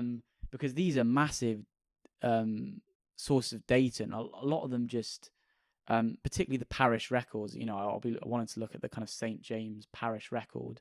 That won't be digitized. That will literally be like, I don't know what, 60,000 like entries into something. Into like some like document that exists in the parish church of St. James. Like now, I don't really know where it is, or how complete it is, or if it really exists. To be honest with you, but you have no idea of the accuracy either. Or the accuracy, because the other thing is obviously you can't really take it at face value because of the medical knowledge of the time. Like how accurate is it, what they're saying is the cause of death, and a lot of them are very general. If you look at there's a few digitized kind of burial data, burial data kind of collections. Like for example, I think Leeds General Cemetery's got one, and that ranges a bit more. I think it's like 1850 to like 1960 or whatever. But if you can kind of search the cause of death, and so it's actually quite cool. You can search various different things within it and certain age demographics. But some of them are just listed as, it's like really generic stuff, like just fever. Right. It's like, well, that's not useful to me. Like, what does that mean? And like, obviously, there's different things that are listed that are quite generic. And, obviously one of the listed categories is just unknown. It's just like, obviously, that's not really useful either. Obviously some of the things are very useful in terms of like, diarrhea or like, particularly with infants now, I'm talking about like kind of, diarrhea or like whooping cough, stuff that is actually specific, was considered a kind of childhood disease, right? Is interesting, if you know what I mean.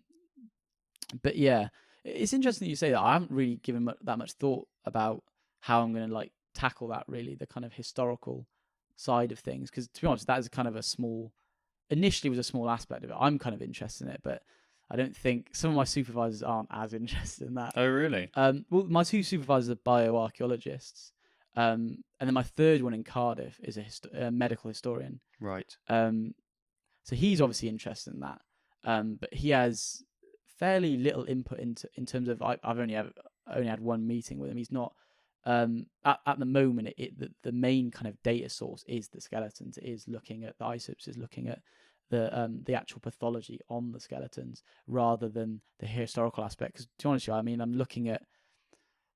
be looking at the end 700 skeletons, 800 skeletons.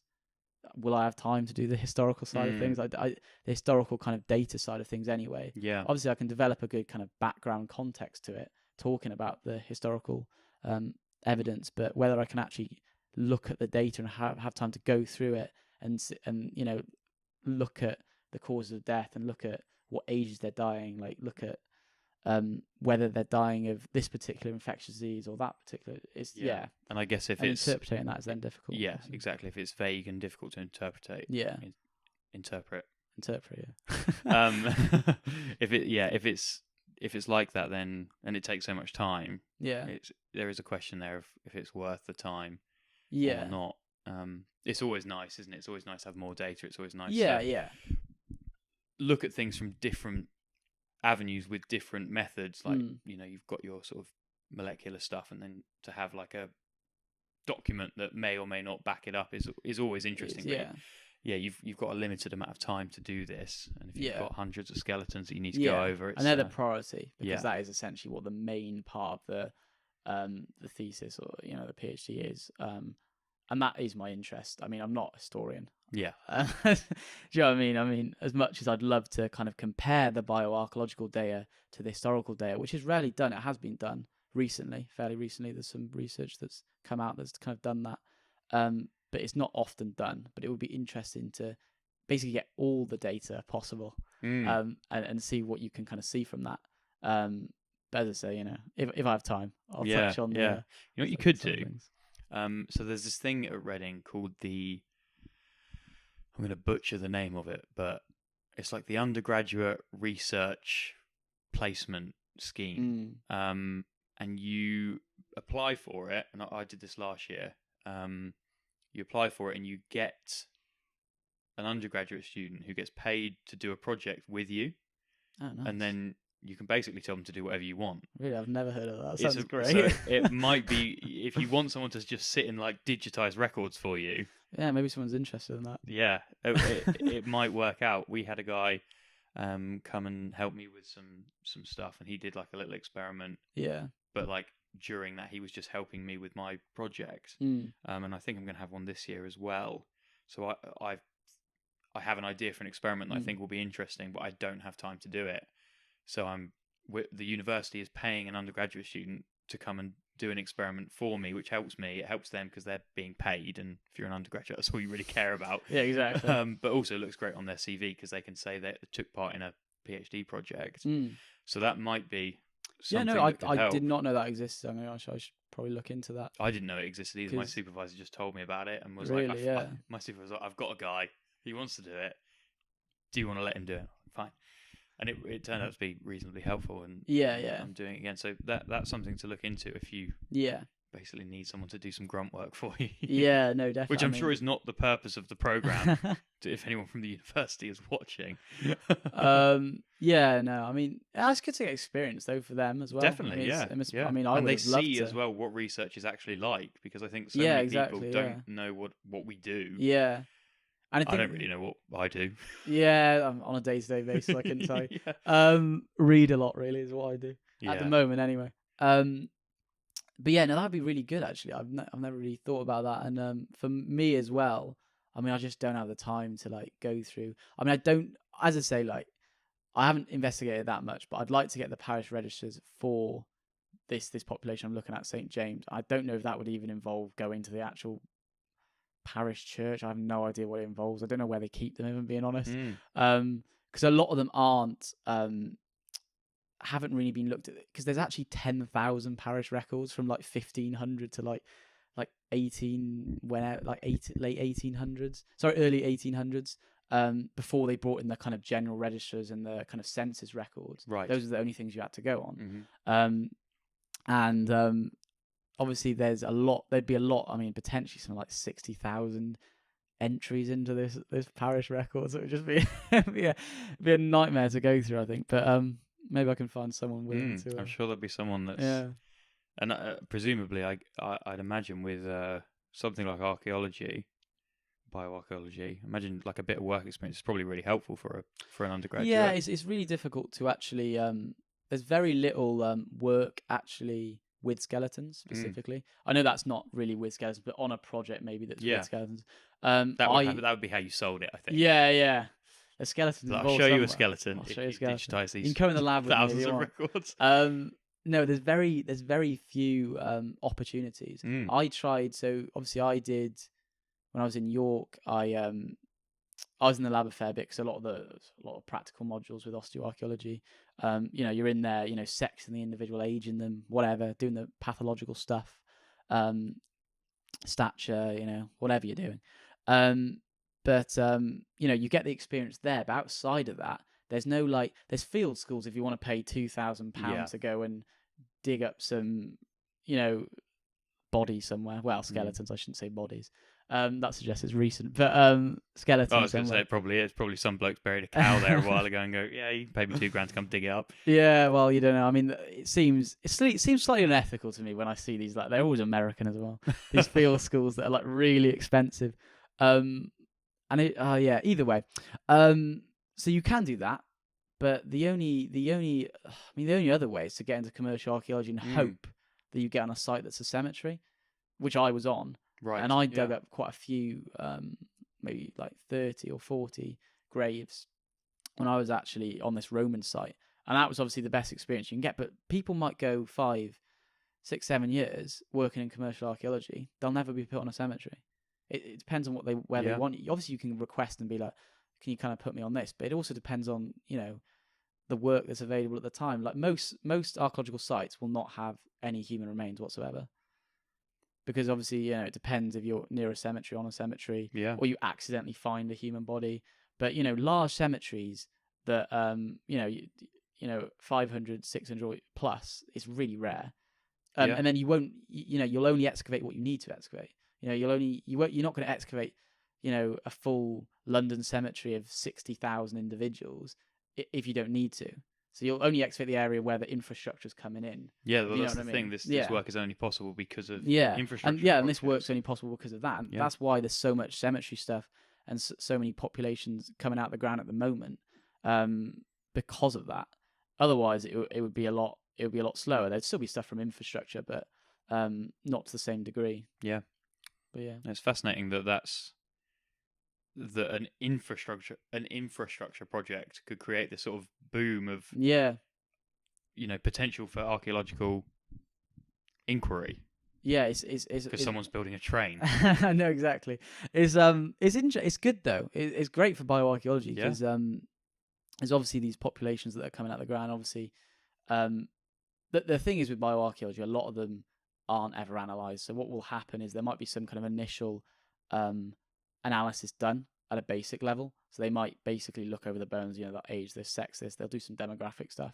They won't do anything in depth, and then they'll be reburied because that's part of the remit of a lot of projects. Well, they have to legally be reburied. I think I'm not exactly sure about the laws, but they have to be reburied at some point. So even I'm not sure how it works with universities and museums, but I think, at some point they technically have to be reburied, I think. Oh, really? I don't know if they have I don't know if it's slightly different with museums or universities, but most excavated or exhumed human remains are reburied straight away in quite a lot of cases, especially if they're more recent. Obviously there's a law where I think if it's within limb memory, they have to be reburied straight away. You're not allowed to analyze them. Yeah. So I think it would be. So I think it's 100. I think it's 100 years or something like that. So it would be like 1922 now. You couldn't go anything 1922 onwards. You'd have to rebury it straight away, for example. And obviously there's all sorts of things with human tissue problems as well, because obviously if you're potentially going to get hair, and you're potentially going to get tissue depending on the preservation of the preservation environment, the burial environment. So are they worried about diseases? That's an interesting question. It's very interesting with diseases because there's actually a really famous case of it was one of the first ever excavations of an actual industrial population. It was in the 1980s, and it was this church, and it was actually the vault of a church, Spitalfields in London, Christchurch Spitalfields, I think it was. That rings a bell. In London, really famous case because essentially they were like, we need to exhume this vault, and there's about 1,000 burials all in this one church in the church vaults, and they were worried that because of the preservation environment, because of the burial environment itself, there might be some individuals that would potentially have stuff like smallpox that was obviously eradicated, or only infectious disease to ever be eradicated completely, isn't it, I think. Yeah. But they're getting there with polio. Yeah, they're getting there with polio. But I think essentially they were worried that there might be, essentially you could have this bacterial infection. And obviously, I doubt it would still be alive. I don't know that much about viruses or bacteria, if I'm being honest. But there's still that problem of if you've got soft tissue preservation, that could harbour disease, all sorts. You don't know what people have died of, really. And especially if there's not a record of what they died of, that's another problem. But have you ever seen House? Have I seen what? House, the TV show House with Hugh Laurie. There's an episode where they have basically that as a plot line. Oh, really? It's an amazing episode. I've no idea whether or not it would be, possible in the real world, but something like there's these people diving and they find like a sunken ship, and there's a jar with the scabs that they would use to inoculate people for smallpox. That's interesting. And they like break it open and it gets in a cut or something, and then they have to work out if she's got small. So actually, you should watch it because it is this sort of bioarchaeology because they're reading the captain's log to try and figure out what the disease was. Yeah. So it's. I reckon they heard the Spitalfield story. Yeah. And then were like, let's make a TV show out of this. It's interesting because that's an interesting case because they had to go in with full biohazard suits. I think that's what happened in the end. And I hope they filmed that because that would look amazing. That would have been cool. Opening church vaults. There was also like this whole worry of like health in general because it was so dusty down there. I think there was even a thing about. I think people did actually suffer some like chronic respiratory disease. Oh, really? I think it was a thing about. I don't know if I was making that up, but I swear I read something about that came out of it later. That was certainly the worry at the time that there was going to be problems with kind of chronic respiratory disease because of the kind of nature of the environment they were working in. Wooden. There's particles in the air all over the place.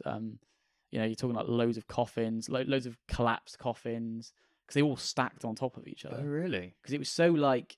It's about 1,000 I think maybe over 1,000 individuals all in this one vault. Just stacked up. I think it got to a point where it's like a warehouse of bodies. Really, I think they just that is wild. I think they just eventually I think they must have started just putting bodies. Initially, I think it was more like you do family stacked burials, but I think it got to the point where they must have just been putting in. They put in coffins where they could really, and they were obviously over capacity by some significance, and that's probably why it was shut down in the first place. But it is interesting. I would have loved to be in on something like that. Yeah, that would have been really cool, especially because they had a lot of the coffin plates. So some of the individuals are identified as people, which is really interesting. Wow, yeah, and that's another side of thing that's something that I'm quite interested in. It's called like osteobiographies. It's kind of like. So you have the human remains and you have information on the actual person themselves. Yeah. Some kind of historical record. You know exactly who they were. Yeah. You know what they died of. So I think... So that's what they did with the king, Richard III, yeah. Yeah, so obviously you know about Richard III. You find the body. It's interesting. He has scoliosis. All that kind of thing. It's it's interesting. It's an interesting way of doing things. Obviously extremely rare. And it's a one-off case usually. You're not going to be able to go, we've got 50 individuals and we know everything about these 50 individuals historically, and also now we've got their skeletons. Yeah. That's just not going to happen. But you will be able to do that in the future because everyone puts their whole lives on the internet. Yeah, exactly. You will know everything. I'll know everything. So I'll just be... But then all the fun will be gone. Yeah. Because you won't be able to interpret and guess... Well, not guess things, but interpret things certain ways. But sometimes it is a guess. Yeah. Let's be honest. Sometimes. Yeah. There's guessing, but you can't put so much of the guesswork in there. You gotta back it up with. But sometimes it is helpful to have a guess and then to go, okay, I'm going to test this properly. Yeah. It's nice to have a sort of hunch or a gut feeling or a guess or whatever. Yeah. I think a lot of people don't realise that that's how a lot of science moves forward. Sometimes is you sort of have a crazy idea. I'll test it properly like a scientist, and turns out the guess wasn't so crazy. Yeah, no, exactly. I mean, otherwise nothing would happen. If you were just going around going, I'm going to do exactly the same as this person's done like 100 years ago. It would just be literally just people repeating the exact same thing. You got to kind of expand it a bit. And that's why I think like to me anyway, my study is interesting because it's combining the osteological side of things, the kind of traditional kind of macroscopic, just looking at the human remains, with the chemical side, which is really kind of rare, looking at the isotopes as well, in conjunction. It's rarely done, and I think there's one recent paper that's looked at it, and I think that might be more or less it. There's maybe two that have ever looked at it, because it's just mainly because it's quite expensive to do. Isotopes have always been quite expensive, especially incremental. So imagine you've got 20 increments. That's 20 samples. Like that's just one person. You've got to get a good sample size. You might want 40, 50, and then that's what 20 times 50, and then it's like each one of those samples costs however much, and it's just like it's obviously expensive work, particularly to do incremental stuff with the teeth. But yeah, it's not been done much. But some interesting work came out of it recently that looked at individuals that had quite severe chronic infections. So one looked at this paper recently looked at tuberculosis. Well, it looked at like pathologies in general, but one of these individuals had tuberculosis, and it was interesting that they had really high nitrogen levels, as nitrogen isotope ratios, which, as I was saying earlier, is associated with stress. Or so it's interesting that you can potentially see that.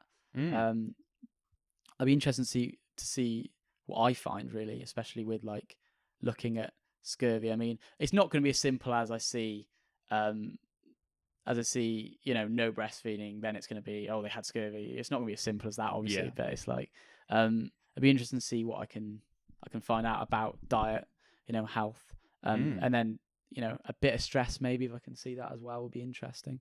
It'd be interesting to follow your research, actually, because, like you say, it's going to be difficult to find clear associations. Yeah, because very, very it's difficult to do that with nutrition in people that are alive. Yeah, exactly. That's why all the recommendations change so much, because the effect sizes are tiny. Yeah, and there's no such thing as a controlled diet. You can't compare to a control group because people eat what they want to eat. To do that on people that have been dead for a couple hundred years. The thing is, you're making a lot of assumptions. Really. That is the problem. It comes down to, you can't be like, you don't know what they were specifically eating, because all you've got is the nitrogen and carbon isotope ratios, and all that says, that's a measure of protein. That is literally what that is a measure of. Yeah. So, and obviously, you can go into different kind of proteins to a certain degree. And can you really? Well, not different proteins. I mean different sources of protein, I should say. Like, as I said, marine, terrestrial. So they have different effects on the ratios. They have a slightly different effect. And then, as I said earlier, C3 and C4. Which is two categorizations of plant. Yeah, two categorizations of plant. And it basically, I think, which I still don't understand. I should know that. Yeah, the thing is, I don't understand it either, and it's always coming. I know that potatoes are C3. I think potatoes are C3. Yeah, I always say that. C3. No, I know why potatoes are C3, because in the Irish Famine, which is 1840s, I think, it's famous because you can actually see the change from C3 to C4 in bioarchaeological evidence, because essentially, obviously, C3 potato, the relief food was maize imported from America, which is C4. Okay. And there's a significant shift from a lower to higher nitrogen isotope ratio. That's really interesting. There's this famous sample, like this, the Kilkenny Irish famine victims, which were exhumed, I don't know, like 2000s, early 2000s, but they are they were from a workhouse that lived during the famine. Right. But there's some like really interesting information about individuals within that you can pinpoint. You actually know like what they were kind of eating before the famine, and then kind of during, and then kind of after, and then you can actually see that kind of shift. That's amazing. It's really complex stuff, but it's really interesting. Yeah. Also, how fortunate is it that the two types of photosynthesis produce these two different isotope ratios? Yeah, but that didn't need to happen, but it does, and that means that we can find out what people ate. Yeah, no, it is useful. No, it's weird how like stuff works, isn't it? I sometimes think like, I think that's our job. Yeah. To be like, isn't it weird? Yeah, how everything works. Weird how this works perfectly. Let's try and figure it out. But then sometimes, as much as sometimes it works perfectly, a lot of the time it does not work perfectly. Yeah. And it goes against you massively. Yeah, exactly. And that's definitely the case with isotope ratios, because, as I say, you can only say so much about something, and even like you can't even really say. I can't even like. I'm still saying I think this is breastfeeding, but it could be a combination of multiple things. Because even when I'm looking at my increments, say I've got an increment and it represents 4 months, that's still an average of their diet over 4 months. Yeah, they could have had they could have experienced severe stress for 10 days within that, and that would just not appear because it wouldn't affect the average because of the overriding dietary application or something else. I don't know.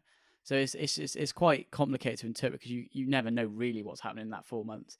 You get the overriding effect of that 4 months, I suppose, the dietary effect or stress effect. Yeah. So everything's just sort of smoothed out. Yeah. Because the variation, temporal variation is collapsed. You do actually get flatline profiles, which is a problem. Where you just get these flatline profiles and you don't get the expected breastfeeding increase. Right. Or the breastfeeding curve, as it's called, where you get the breastfeeding increase in nitrogen isotope ratio, and then it kind of goes down when you're being weaned. Yeah. As you're coming off the breast milk. That like sometimes it's just all over the place. It's like literally, and that could be due to several different reasons. But it's usually, and that's why these big samples are so good. Yeah. Because you can find a signal within all that noise. Yeah. Well, the good samples are good because you can then compare different profiles. So I've got one individual that I think might be breastfed, but in reality, by itself, I don't know. So what I want to do is I want to see what kind of profiles are popping up, and sometimes a kind of pattern develops, and there might be different profiles, and you might be like, oh, that's probably definitely breastfeeding. We've got 20 individuals that are looking like that, but even then, like that nitrogen isotope ratio could be influenced by anything. Like it could still be influenced by stress. It's still an average, but obviously it's down to interpretation in the end, I suppose. Yeah, I think that's the skill. Yeah, it's the interpretation. That is what you're developing during your project, is the ability to look at data and interpret it, and acknowledge that yes, we have to make a bunch of assumptions, but this is why we've made them. This is why we think they're sensible. Yeah. Rather than just going, oh, it's all pointless because we have to interpret everything. Because in reality, what I'll probably do is obviously I'm going in to look at the diet, but obviously as a kind of I'm also going to have to look at the kind of stress as well. Differential diagnosis. I'm going to have to make a differential diagnosis essentially about certain things and be like, obviously this could be breastfeeding, but you also got to remember that stress exists, different dietary consumption exists. And with the culture, the interesting thing, I haven't really even gone into it much about the Industrial Revolution, is we see a lot of different cultural feeding practices. Right. Okay.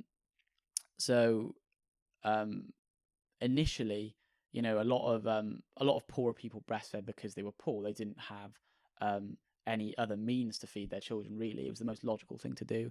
But a lot of higher social status women obviously outsource their breastfeeding to wet nurses. It's quite a common practice. And the problem with that is obviously for the health of the infant is that obviously, you're not getting the specific breast milk designed for that child. It doesn't have the specific antibodies that provides. Obviously, it does to a certain degree have still some kind of passive immunity against infectious disease, but it's not to the same degree as a specific maternal milk to that child. And then also you don't get the most important part, which is the kind of colostrum, which is the initial breast milk. Which is the breast milk that's really high in nutrients and that initial kind of dose of antibodies. And obviously there's also the problem is like how many children is that wet nurse feeding at the same time? It's obviously kind of competition for resources between children theoretically. And then kind of later on, you also have the kind of same where lower social status women didn't breastfeed as often because they were employed. They were employed in factories. At the kind of, when it gets to kind of 1750 to 1850, a lot more women started to be employed because they didn't really have a choice. Out of poverty, they had to work because they didn't have enough money to survive. And in that case, you get a lot of women that start to feed kind of other sources of food, like you get condensed milk, or you even get dry food feeding from quite an early age, which is obviously not particularly healthy. You get this thing called pap. Which is a mix of flour and breadcrumbs mixed with water. Oh, not nutritious at all. But obviously, that's not particularly healthy for the child. But then you also you even get stuff like, for example, for some reason there was this. I don't know if it's based in religion, but the actual colostrum was viewed as like unhealthy for the child. Oh, really? Which obviously is the complete opposite because it's a kind of weird. Not weird, but it's a yellow. It's a lot thicker than normal breast milk. It's like a yellowy kind of color, and it was actually viewed as detrimental to the health of the child by some people. And they obviously would actually essentially starve the child of that breast milk initially, and only start breastfeeding a few days later when they had the kind of normal traditional kind of breast milk that came after the initial colostrum. And they used to like feed them like milk, and they used to feed them like honey and stuff like that. It's weird. And there's also obviously cow's milk as well. There's like all sorts of like milk substitutes, or breast milk substitutes I should say, that were possibly being fed to children during this period. And it's when you start seeing people trying to capitalize on that as well. So you don't really, before this, there's no like really alternative milk apart from cow's milk. You start seeing condensed milk. You start seeing things that targeted towards feeding children from a young age, but in reality they're not fortified at all.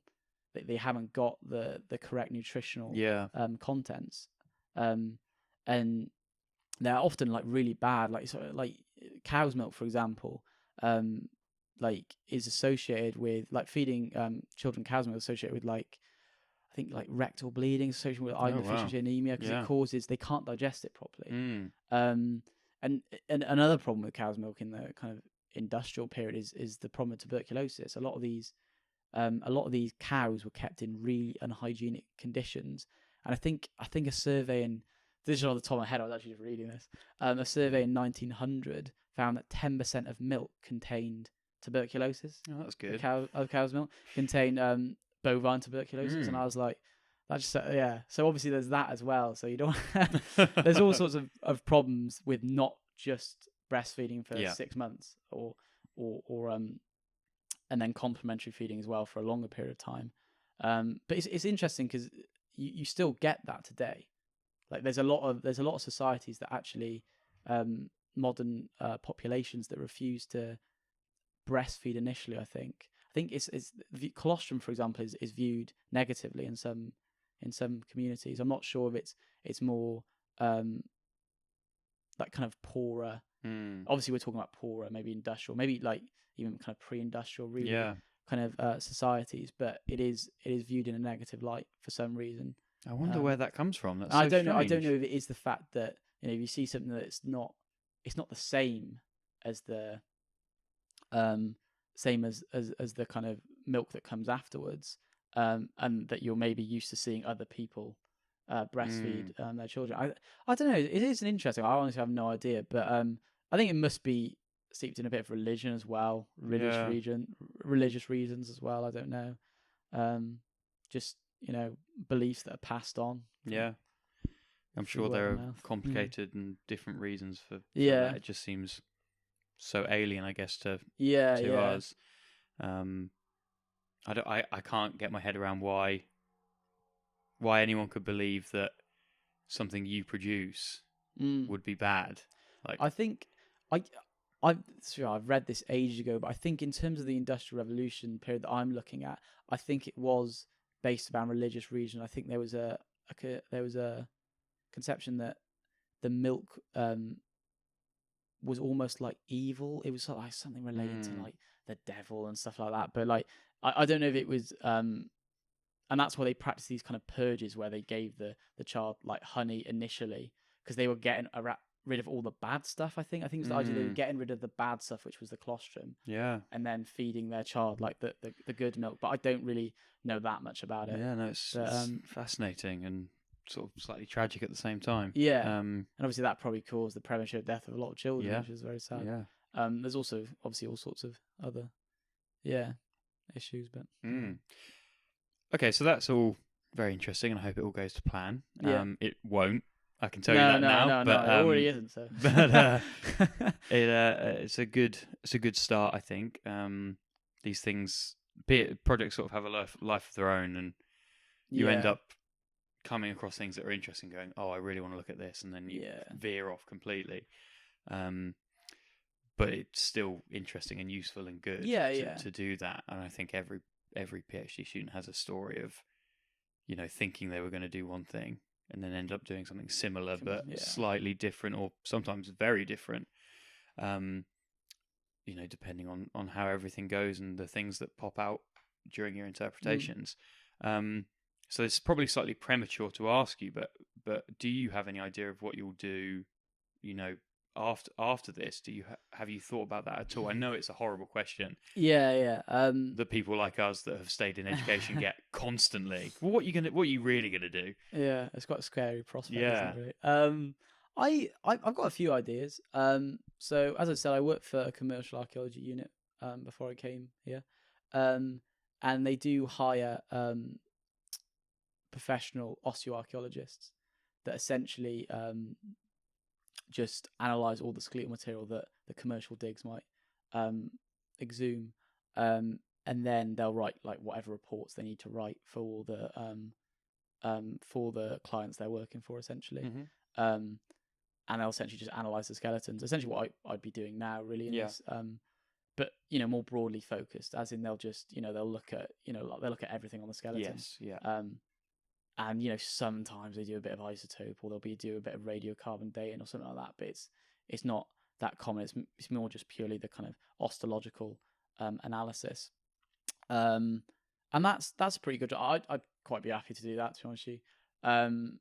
But the other side of things, I would be quite interested to do maybe a postdoc. I mean, that seems like the obvious progression often, isn't it? But as I said before, I was looking at McMaster initially. I actually applied to McMaster to do a PhD as well in Canada, which is next to Toronto. I'm not sure. Maybe people know where McMaster is. But, I don't. It's near Toronto in Canada. And I withdrew that application in the end. But I did get through to I think one of the final stages. But I was just like, I don't really. During COVID, I was too I didn't know whether I'd just be stuck in Canada. Yeah. You know what I mean? It obviously was interesting, but I wouldn't want to be stuck in Canada by myself with no other people that I really knew. Yeah. And then another aspect of that was that Reading was just perfect for the kind of populations and the there's the funding, the good funding that I could get. But I'd probably do a postdoc in another country if I could.